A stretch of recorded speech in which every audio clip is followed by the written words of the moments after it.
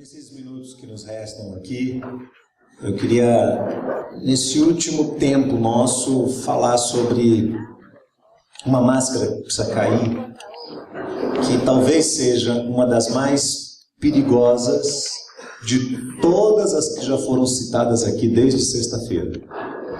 Ela chama máscara da religiosidade. Eu queria começar contando a história de um garoto, de um rapaz que eu conheci em Salvador. Ele não faz parte da nossa igreja lá, ele fazia parte de uma outra igreja na cidade. Um jovem extremamente talentoso. Pense em alguém assim, com uma capacidade para música assustadora, extraordinária. Guitarrista, contrabaixista e um pianista de mão cheia. E ele se especializou num ritmo que é muito difícil de ser tocado, que é o jazz. E ele fez composições e músicas em jazz, ele é extraordinário. Quando ele pega num piano assim, quem está por perto para. E olha para ele assim e fica encantado e vem ao redor dele. Ele teve alguns contratos com grandes empresas para tocar nos melhores resorts do Brasil. E, como consequência disso, ele foi convidado para ir para fora do Brasil, foi para a Europa. E fez 3 trabalhos na Europa, 3 CDs que correram o mundo inteiro. Ele é um menino extremamente talentoso na área de música. Mas esse menino que foi criado no Evangelho, o pai sempre foi professor de escola bíblica, a mãe uma pessoa muito crente, muito consagrada a Deus. Ele, durante muito tempo da sua vida, ele foi um filho de crente. Quem aqui é filho de crente? Levante a mão. Quem é filho de crente? Durante muito tempo da vida ele foi um filho de crente. E a gente sabe que filho de peixe é... peixinho. E filho de crente? Não é não. Aí que está o problema. Aí que está. Esse menino foi criado no Evangelho, foi criado dentro da igreja. Ele se acostumou com a igreja, ele tocava na igreja, ele tinha uma entrada em função do talento dele, ele estava sempre rodeado de pessoas, porque o pessoal da música sabe que o pessoal de música é muito requisitado, não é? Então ele estava sempre em todos os meios inserido, socializado, ele tinha amigos, ele era carismático, todo mundo gostava dele, mas definitivamente ele não tinha uma experiência com Deus real.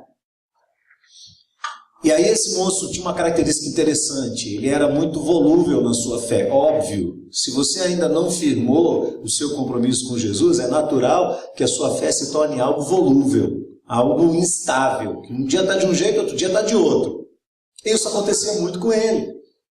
E um detalhe interessante que é o que mais fazia com que ele aparentemente expressasse a sua fé cristã, era o grau de interesse dele por meninas da igreja.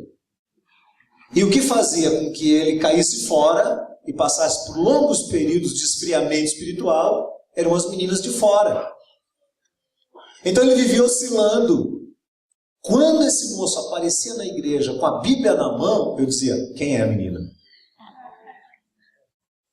E aí ele começava, e daqui a pouco ele desanimava e terminava, e aí ele começava a gostar de uma menina de fora, que não conhecia Deus, e ele abandonava tudo, e o pessoal ficava caçando ele, e ele sumia, daqui a pouco ele aparecia de novo, e havia aquela frieza de coração, uma coisa assim, que parece que não decolava, que não fluía de dentro do coração dele.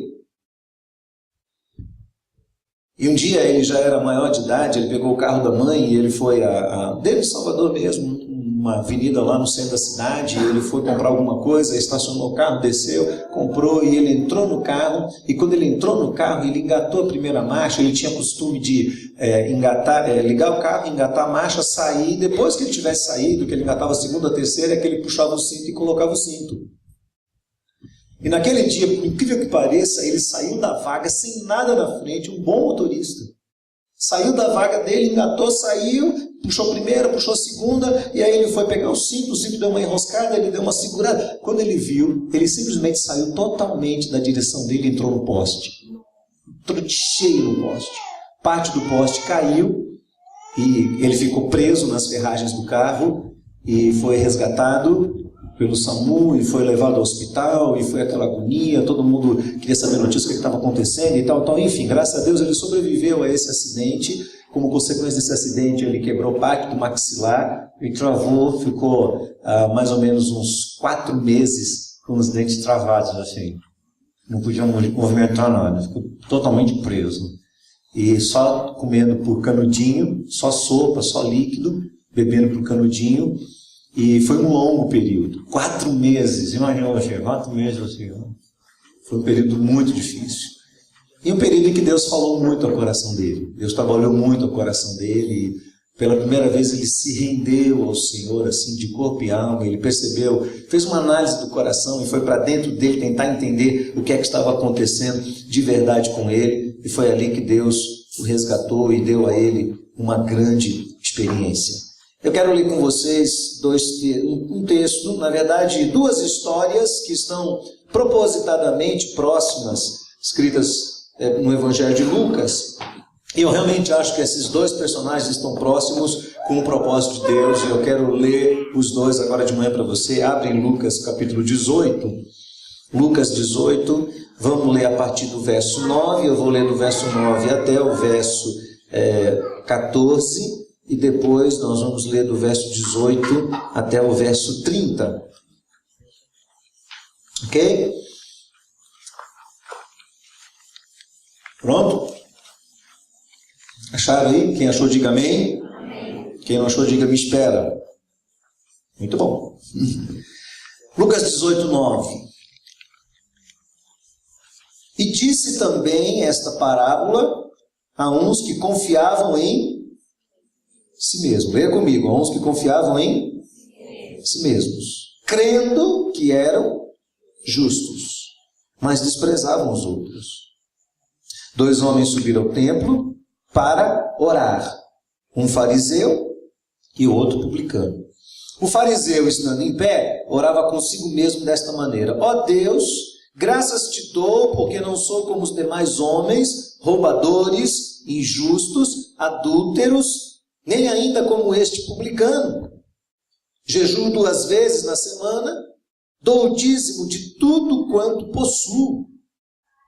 O publicano, porém, estando em pé de longe, nem ainda queria levantar os olhos ao céu, mas batia no peito, dizendo: ó Deus, tem misericórdia de mim, pecador.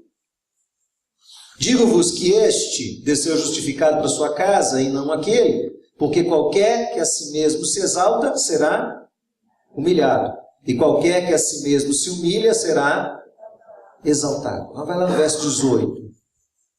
Perguntou-lhe um certo príncipe, dizendo: bom mestre, que hei de fazer para herdar a vida eterna? E Jesus lhe disse: por que me chamas bom? Ninguém há bom, senão um que é Deus. Sabes os mandamentos? Não adulterarás, não matarás, não furtarás, não dirás falso testemunho, honra teu pai e tua mãe. E ele respondeu, leia comigo a resposta dele: todas estas coisas tenho observado desde a minha mocidade. E quando ouviu isto, Jesus disse-lhe: ainda te falta uma coisa. Vai, vende tudo quanto tens, reparte-o pelos pobres, e terás um tesouro no céu. Depois vem e segue-me. Mas ouvindo ele isto, ficou muito triste, porque era um homem muito rico. Esses 2 personagens figuram para nós a pessoa que tem uma identidade, ou uma imagem de religião, de religiosidade. Esses 2 homens prefiguram para mim pessoas que foram criadas nos meandros, no ciclo do evangelho, da igreja, da religião, que vieram desde a sua infância carregados de costumes, carregados de propostas, carregados do dia a dia, da vida religiosa. Muito provavelmente os pais deles também eram religiosos, porque eles vieram desse meio. E aí, num determinado momento, se você prestar bem atenção, a sensação que a gente tem é que Deus se tornou um ser muito exigente. Um ser que olha para você e estabelece um monte de regras e diz assim, você precisa seguir criteriosamente cada uma delas, e se você não seguir, você está fora. É verdade que Deus sempre exigiu das pessoas uma definição. Porque Deus não nos criou como robozinhos. As pessoas filosofam demais acerca da criação humana, da chegada do bem ou mal na existência humana e dessa postura de Deus e da maneira como Deus age, mas para mim isso é tudo muito simples. Deus não criou seres humanos que são conduzidos por Ele compulsoriamente, por obrigatoriedade. Deus criou os seres humanos com uma capacidade que é divina, que é de Deus, de raciocinar, de fazer escolhas, de enveredar por determinados caminhos, como fruto de uma decisão pessoal. É por isso que lá no Gênesis, e também no Deuteronômio, Deus se coloca diante do seu povo, e em várias circunstâncias o Senhor diz assim, eu coloco vocês diante de dois caminhos, escolham um. Ou, eis que ponho diante de vocês a bênção ou a maldição. Escolham. Ou Jesus que chega e diz assim, há dois caminhos a serem seguidos. Um é largo, estreito, e difícil de ser trilhado, e poucos são os que entram por ele. O outro é largo, aberto, fácil, simples, e muitos são os que enveredam por ele. Então Deus sempre exigiu uma decisão de nós. Por que Ele faz isso? Porque Ele ama a voluntariedade. Deus não criou pessoas para que o sigam mecanicamente. É por isso, preste atenção, é por isso que os filhos não têm que ser crentes por causa dos pais. A fé dos pais nunca foi suficiente para sustentar a fé dos filhos. A oração de um pai, de uma mãe, por um filho distante, não altera esse quadro, e aí entenda bem o que eu estou falando para você, não altera esse quadro se a decisão principal não nascer no coração do filho. Eu tenho, às vezes, sido questionado por pais, sim, então eu tenho que parar de orar? Não, você como pai, como mãe, precisa continuar orando para o seu filho, primeiro porque isso é um fator de conforto ao seu coração e leva você, pai e mãe, à dependência de Deus em relação aos seus filhos. Mas não é a oração de uma mãe que faz com que um filho seja modificado. É a resposta desse filho ao toque do Espírito Santo no coração dele, voluntariamente. Deus ama a voluntariedade. O céu será habitado por cidadãos que voluntariamente enveredaram pelo caminho de Deus. O céu não vai ser habitado por pessoas que os pais obrigaram, que o pastor obrigou, que os outros jovens empurraram para lá. E o cara disse, por que você chegou aqui? Não, eu cheguei aqui porque eu tinha uma juventude lá que pegava no meu pé. Não, isso não vai existir nunca. Nós vamos ter acesso à presença de Deus por um coração voluntário. O problema é que, como nós nos comprometemos, nós somos seres gregários, nós dependemos da sociedade, nós vivemos em grupos, em bandos, nós temos carência de amigos, de pessoas, de firmar a nossa imagem pessoal com base nas outras pessoas e na aceitação dos outros. É muito comum que a gente comece a se envolver com as pessoas e por se envolver com as pessoas, a gente adquira também a forma das pessoas. E é exatamente isso que acontece com quem vem de um lar cristão, evangélico. Ele vai se amoldando ao meio, ele tem as características de um cristão, ele tem o trejeito de um cristão, ele tem os costumes de um cristão, mas ele ainda não foi de verdade transformado por Deus através de uma experiência única e pessoal. E o grave problema é que esse trilhar, esse caminhar dentro da religião pode eventualmente lançar qualquer um de nós no pecado que, ao meu ver, é um dos mais graves: o orgulho espiritual. É quando você começa a dizer assim, eu já faço coisas o suficiente para Deus.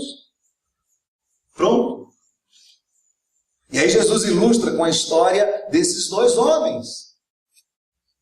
E a história desses homens talvez prefigure o apelo que Deus fez pela boca de Isaías, lá no primeiro capítulo de Isaías, que o Senhor diz assim, de que me serve a multidão do sacrifício de vocês, as reuniões de vocês, os sábados de vocês, eu estou cansado dessa coisa toda, porque eu simplesmente não posso suportar a iniquidade que está associada ao ajuntamento solene. Em outras palavras, Deus falou assim, eu rejeito o seu culto, eu rejeito sua adoração, eu rejeito sua oração, eu não te quero dizendo que você está na minha presença, porque você me honra com os lábios, mas o seu coração está longe de mim. Pronto. Palavra dura, está lá em Isaías, capítulo 1, do verso 10 em diante. Deus diz isso para o povo. E agora Jesus exemplifica.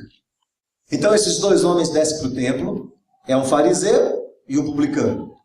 E o fariseu, você sabe, Jesus lidou muito com eles, eram doutores da lei, eles eram a classe da elite religiosa da época de Jesus, eram os detentores de todo o conhecimento teológico, doutrinário, bíblico, a Torá estava na cabeça deles, eles conheciam toda a lei moral e a lei cerimonial e haviam decorado parte por parte todas as cerimônias e agora eles olhavam para si mesmos e diziam, nós estamos cumprindo essas coisas e você não está, você não está, você não está, você não está, você não está, você não está cumprindo, então eu estou cumprindo essas coisas. E este homem desce para o templo. Agora, veja bem, a gente costuma falar mal de fariseu, porque o fariseu para nós já é uma pessoa comprometida, porque a gente conhece o todo do Novo Testamento. Mas naquela época não. Eram os homens respeitados e admirados pela sua vivência no meio da religião. Aí Jesus diz assim, esses dois homens foram para o templo para orar. Os dois entraram da porta para dentro. O fariseu foi perto do altar, levantou a mão e começou a orar. E aí, analisa comigo a vida desse fariseu, presta atenção. Primeiro, o texto diz que ele vai ao templo. Ok? Quem aqui costuma ir ao templo? Levante a mão. Quem costuma ir ao templo? Muito bem. Ele foi ao templo fazer o quê? Orar. Quem aqui tem o costume de orar de vez em quando? Você ora? Legal. Ele foi para o templo e ele foi orar. E ele começa a oração dizendo, Senhor, eu, graças te dou. Lembra que a gente falou ontem? Lembrando de 1 Tessalonicenses 5,18, em tudo, dai graças. Então ele começa a agradecer a Deus. Quem aqui gosta de agradecer a Deus pelo que Deus faz? Então esse cara vai para o templo, esse cara ora, esse cara dá graça por todas as coisas. Outra coisa, ele diz, graças te dou, Senhor, porque eu não sou como os roubadores. Ele não rouba, ele não toma nada de ninguém, ele não é desonesto. Quem aqui também faz isso? Não rouba? Olha, tem gente de mão abaixada aí. Você está roubando? Ah, não, levantou o dedo, né? Ainda bem, ainda bem. Não é? Você não rouba. Não é? Então ele disse, olha, eu vou ao templo, eu oro, eu dou graças por todas as coisas, eu não roubo ninguém. E mais, eu não sou injusto, como as outras pessoas são injustas. Quem aqui ama a injustiça? Quem aqui ama a opressão dos outros, do fraco? Quem aqui faz isso? Ninguém. Todo mundo ama a justiça aqui. Todo mundo quer fazer o que é certo, o que é correto. Esse homem era assim. Ele diz assim também, nem sou adúltero. Tem algum adúltero aqui? Tem alguém aqui que está saindo com uma mulher que não é sua, que não lhe pertence, que não lhe foi dada oficialmente, legalmente, moralmente? Esse cara diz assim, eu não adultero. Eu não estou sendo infiel à minha mulher. E mais, ele jejua, e jejua 2 vezes por semana. 2 vezes por semana. Tem gente que nunca jejuou na vida. Não é? jejua 2 vezes por semana. E mais, ele dá o dízimo de tudo que ele ganha. Querido, presta atenção. Olha só o nível espiritual desse cara. O cara vai ao templo, o cara ora, o cara dá graças, o cara não rouba, não é injusto, não é adúltero, jejua e dá o dízimo. Esse cara é crente ou não é? Hã? Ele é ou não é crente, gente? Jesus olha e fala assim: não é. Tem toda uma máscara religiosa, mas o coração dele está vazio. Ele é impiedoso no tratamento dos outros, ele se julga melhor do que os outros, ele despreza as pessoas. Ele tem um protótipo, mas ele não é um verdadeiro cristão, e a espiritualidade desse cara não é aceita por Deus. Deus olha para ele e diz assim: cara, sai da minha presença, eu não te quero mais aí. Não adoro o meu nome porque você está sendo falso. E aí Jesus disse que o publicano, que é aquele cara que todo mundo desmerecia, que é um ladrão de impostos, que é isso, que é aquilo, tá, que todo mundo detesta, ele vai lá no fundinho do templo e começa a bater a mão e diz assim: Deus, tem misericórdia de mim, pecador.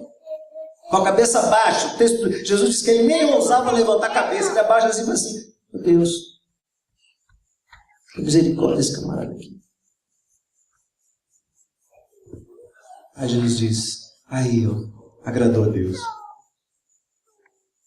A postura desse cara agradou a Deus. A postura desse cara fez com que ele fosse introduzido na presença de Deus. Aí logo em seguida Jesus conta a história do jovem rico que chega diante de Jesus e diz: bom mestre, olha só, o cara considera Jesus bom. O que farei para herdar a vida eterna? Tem interesse na salvação. E Jesus diz: você conhece os mandamentos, conhece tudo. Não adulterarás, não roubarás, não dirás falso testemunho, honra teu pai e tua mãe. Olha só, um cara que respeita pai e mãe, né? Eu tenho feito isso tudo desde a minha infância. A palavra aparece mocidade aí, mas em algumas traduções aparece desde a minha infância. Preste atenção, o cara foi criado nesse caminho. E Jesus diz: ainda te falta uma coisa. Você vive em função de ter coisas. Você vive em função da projeção da sua imagem pessoal. Você vive em função da sua fama, em função do seu conforto. Essa é a sua vida, esse é seu mundo. Falta uma coisa para você. Rejeita esse lado do seu coração para que você possa me seguir. Por uma simples razão. Ninguém pode servir a 2 senhores. Não poder servir a Deus e a Mamon, o Deus das riquezas. Não tem como. E Jesus olha para esse cara e diz assim: falta isso para você. E o texto diz que ele olha assim para Jesus e diz: cara, eu não estou afim. Não estou afim, eu não vou te seguir. E ele fecha o coração e segue o caminho dele. E vai embora para casa.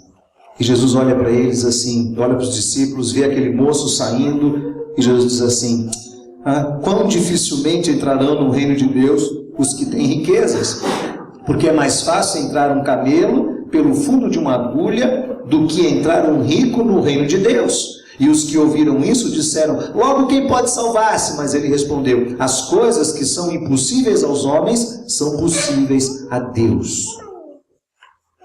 Sabe, o tempo todo Jesus está confrontando essa questão da máscara da religião. Na percepção do que nós extraímos de Jesus, a verdadeira espiritualidade traz o coração do homem a um estado visível de humilhação, de reconhecimento dos seus erros, dos seus pecados, de verdadeiro arrependimento na presença de Deus, de choro diante de Deus pelo seu próprio coração. Como disse Jeremias lá em Lamentações: de que se queixa o homem ainda?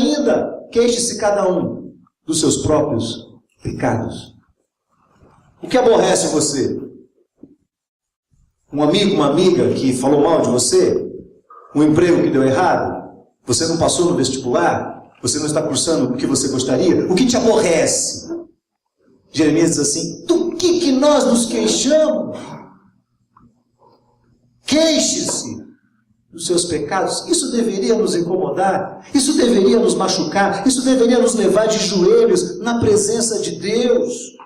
O problema é que nós estamos vivendo um fenômeno muito grande hoje no Brasil, que é o fenômeno do crescimento das igrejas evangélicas.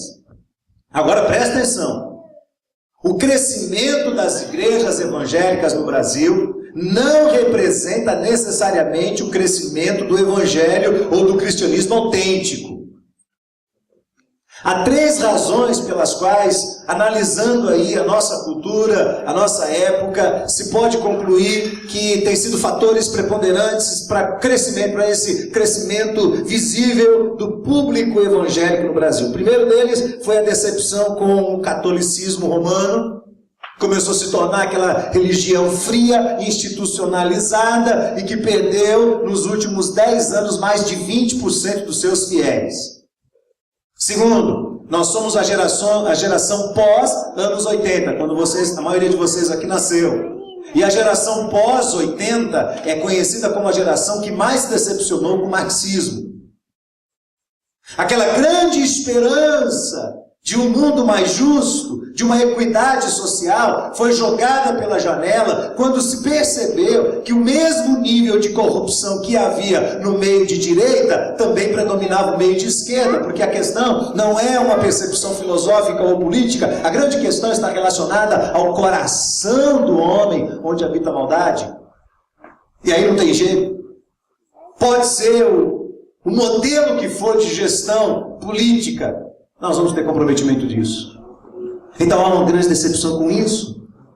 Houve também o medo do terrorismo islâmico, ou do islamismo terrorista. Porque você sabe disso, o islamismo tem crescido de maneira assustadora em vários países.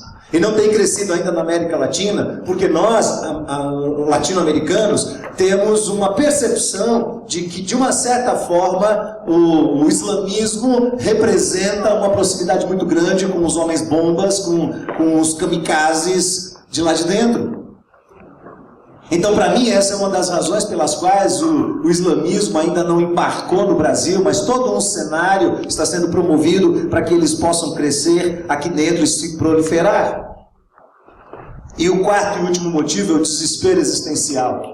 As pessoas estão apavoradas em relação à vida. As pessoas não sabem para onde vão. Há uma frustração muito grande com casamentos. Os casamentos não estão dando certo. Os filhos estão partindo para drogas. As pessoas estão muito cedo comprometendo sua vida, sua moral. A nossa sociedade de hoje é uma sociedade que não preza por valores. Isso tem sido autenticado pelas leis. E aí você olha assim, você não tem mais onde se agarrar. E quem tem um pouco mais de cabeça, quem tem um pouco mais de percepção em relação aos próximos anos, ao futuro, aquelas pessoas que atravessam o limite do imediatismo, que vão um pouco mais adiante, que enxergam um pouco mais, elas falam, cara, esse negócio que está acontecendo aqui não é o que vai estabilizar a nossa vida lá na frente. Então isso faz com que as pessoas olhem para a proposta feita na mídia, venha, e os seus sofrimentos vão acabar, venha, e nós daremos a solução para a sua vida. E lá em Salvador, claro, vocês têm visto muitas dessas campanhas, mas começaram a fazer uma campanha enorme dizendo: a Arca de Deus chegou na cidade. Vários outdoors esparramados pela cidade: a Arca de Deus está na cidade. O que é isso? E como eles fizeram isso na base de teaser, então foi aparecendo sem o nome.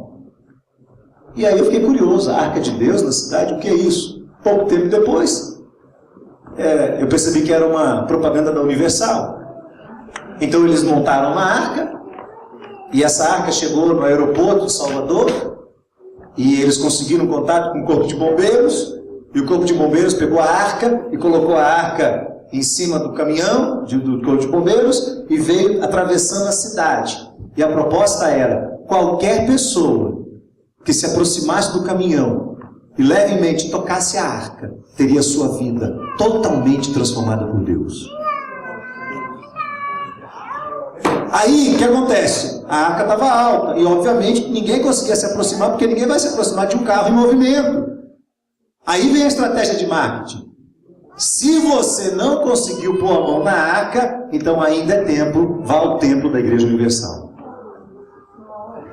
Porque seus problemas vão acabar. O seu sofrimento vai deixar de existir. Então essas coisas atentam contra o Evangelho, mas atraem a atenção das pessoas. E as pessoas em crise existencial vão à procura disso. As pessoas estão com problemas de ordem emocional, vivem num descompasso emocional terrível, não sabem mais quem amam ou quem deixam de amar, estão enfrentando sérios problemas financeiros, estão com problemas na área de saúde, os hospitais estão lotados, o Estado faliu, então as pessoas vão para as igrejas. Porque ali tem a solução instantânea. E o que acontece? As igrejas começam a encher de pessoas que estão vazias por dentro. Quais são as características dessa igreja moderna? As pessoas estão interessadas não em Deus, mas nos benefícios que Deus pode produzir. Sabe como é? Quem é Deus? Sei lá. O que é que Deus pode dar? Opa, isso eu quero. O que é que Ele pode dar para mim? O que é que Ele pode fazer por mim? John Piper diz que é o chamado Deus de avental. Sabe como é? O Deus mordomo. O Deus que anda com uma bandeja numa mão e um pano de prato na outra. Olhando para as pessoas e assim, pois não, pois não, pois não. O que você precisa? O que você deseja? E ai dele, se não atender os anseios das pessoas. As pessoas logo dizem, Deus me abandonou. Uma percepção errada. Segunda característica, há uma gama muito grande de pessoas dentro da igreja que, além de não estarem comprometidas com o Evangelho, elas estão se tornando indiferentes. Sabe como você está assim, dentro da igreja, mas aquilo não faz sentido para você? Você está ouvindo a Bíblia, mas a Bíblia não te fala nada. Oração, então, oração não faz sentido nenhum. Vida cristã, obediência, louvor, adoração, humilhação, quebrantamento, isso passa longe do seu vocabulário, porque isso não tem a ver com sua experiência pessoal, não tem a ver com sua vida pessoal. Outra característica, há uma interferência do Estado e as igrejas, aos poucos, estão sendo regidas por leis que vão impedindo devagarzinho a igreja de pregar contra o pecado. Então, se eu levanto a minha voz e eu prego contra o homossexualismo, eu estou sendo preconceituoso e homofóbico. E aí, o meu destino é ir para a cadeia, responder um processo. Eu estou produzindo assédio moral e danos pessoais, etc, etc, etc. E vários pastores estão tendo problemas desse nível dentro do Brasil. Aos poucos, a igreja vai sendo cerceada nos seus direitos. E vai sendo aos poucos conduzida por lei, exatamente como o marxismo pregava. A igreja boa para o povo e a igreja controlada pelo Estado. Pior, nós estamos produzindo uma geração de meio crentes. Você sabe o que é uma geração de meio crentes? Não existe. Não é verdade? Mas é mais ou menos assim. O cara foi para o drive-thru do McDonald's e entrou no carro, estava com a mulher do lado, entrou, fez o pedido no primeiro guichê, aí quando chegou no segundo guichê, a menina pegou o pacote e deu na mão deles. Ele pegou o pacote, fechou o vidro, engatou o carro e foi embora. E ela falou, nossa, estou com uma fome tremenda. E quando ela abriu o pacote estava cheio de dinheiro. A menina, na hora de entregar, entregou o pacote do fechamento do caixa dela. E estava lá os bolos de dinheiro. Aí os dois olharam e falaram, meu Deus, e agora, né?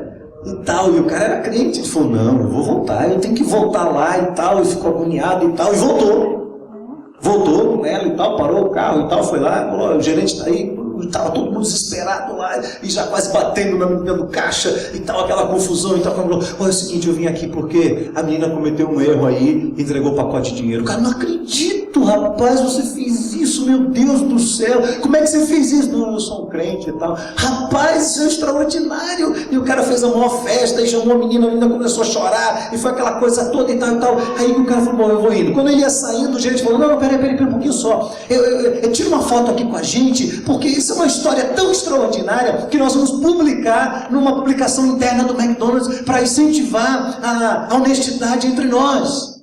Aí o cara disse assim, cara, eu não posso tirar foto não. Por que não? Porque ela não é minha mulher, é minha amante. Nossa, ele quebrou tudo que ele tinha. Você está entendendo o que é o meio crente? Não existe meio crente, gente.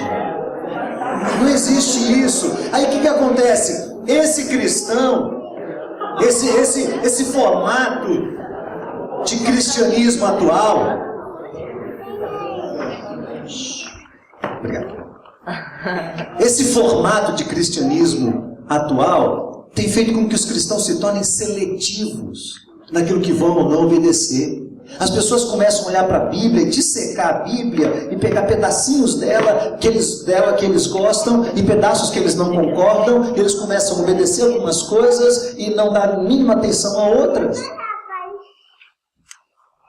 Isso é uma conveniência pessoal. E Jesus confronta isso nessas duas circunstâncias e diz, não é isso que Deus quer, não é esse o propósito de Deus. Aí você vai falar assim, sim, mas do que a gente precisa então? Do que a gente precisa para uma vida espiritual que vale a pena? Será que esse Deus é um Deus tão exigente? Será que Ele está ticando uma listinha para ver se você cumpriu todas as regras? Nada disso, amigo. A Bíblia diz que Deus habita com o contrito. A Bíblia diz que Deus não quer sacrifícios. Ele quer um coração humilde e quebrantado na presença dEle. Por isso, 1 João 9 diz assim, fale comigo, se confessarmos os nossos pecados, Ele é fiel e justo para nos perdoar os pecados e nos purificar de toda injustiça. O que é que Deus quer da gente? Comunhão com Ele. O que é que Deus quer de mim e de você? Que a gente o sirva e siga a sua verdade com um coração verdadeiramente arrependido. O que é que Deus quer de mim e de você? O que Paulo diz em Romanos capítulo 11, verso 26, examine-se, pois, o homem a si mesmo.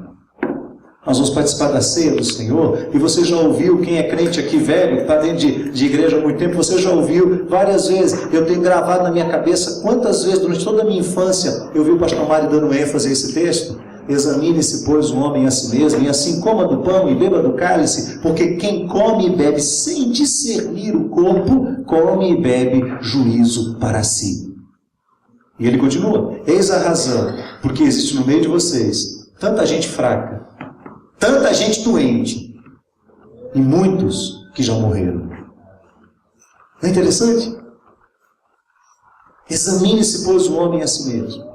Essa é a característica do verdadeiro cristianismo. Essa é a característica que desmonta toda a máscara, que joga a máscara da religiosidade no chão. Você não é um religioso porque você frequenta a igreja. Você não é religioso porque você carrega uma Bíblia embaixo do braço. Você não é verdadeiramente um cristão porque você faz parte da mocidade, porque você dá aula na escola bíblica, porque você ajuda numa área da vida da igreja, você é um excelente músico, ou você cuida do som, ou você cuida de qualquer outra área e tal, e pronto, e por causa disso eu estou pesando na balança. Não.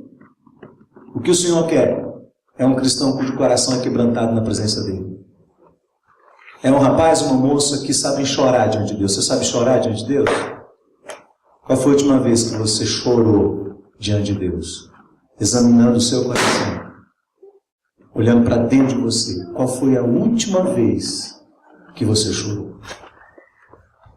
E aí eu queria... A gente vai ouvir uma música, e essa música ela começou a tocar na minha cabeça ontem à noite. Até um pouquinho só, deixa eu só.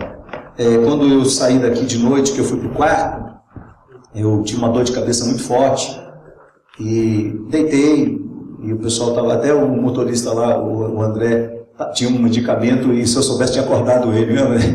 Mas acabei não acordando e fiquei quieto, e aí eu fiquei quieto ali na minha cama, aquela dor de cabeça. E essa música veio da minha mente, e é uma música muito bonita, eu gosto do Thales, e essa música tocou muito o meu coração, e em algumas circunstâncias Deus nos abençoou muito para a nossa igreja, através dessa música. Alguns de vocês a conhecem, mas eu queria que você, nesse momento, baixasse sua cabeça e fechasse os seus olhos, e eu vou tocar essa música inteira uma vez. e depois a gente vai cantar com ele. Então, da primeira vez, o pessoal vai colocar música para tocar e você vai baixar sua cabeça. E a pergunta que eu quero que você responda é: você é um mascarado religioso? Ou uma mascarada religiosa?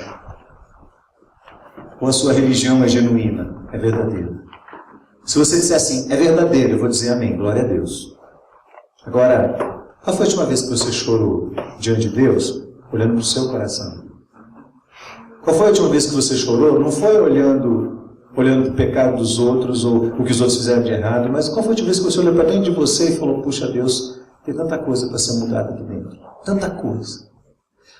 Nessa hora também, eu não conheço vocês. Eu disse ontem à noite que eu estou descobrindo aos poucos aí que eu sou amigo dos pais de vocês, né? Fui criado com alguns deles, então isso me liga afetuosamente a vocês.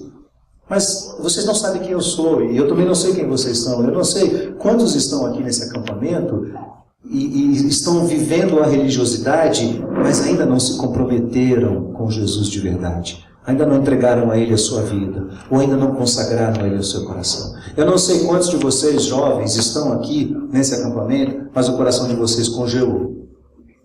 Então eu queria pedir uma coisa, que no momento em que a música estivesse sendo cantada pela primeira vez, todos estivessem com a cabeça baixa, os olhos fechados. E se você acha que você precisa consagrar sua vida a Deus aqui nesse acampamento, que Deus falou com você, que Deus chacoalhou seu coração e você quer dar uma resposta para o Senhor, eu queria desafiar você vir aqui, igual aquele publicano, que você viesse, que você se colocasse de joelho aqui em algum lugar, aqui próximo, aqui na frente, que você se colocasse de joelho e você simplesmente conversasse com Deus.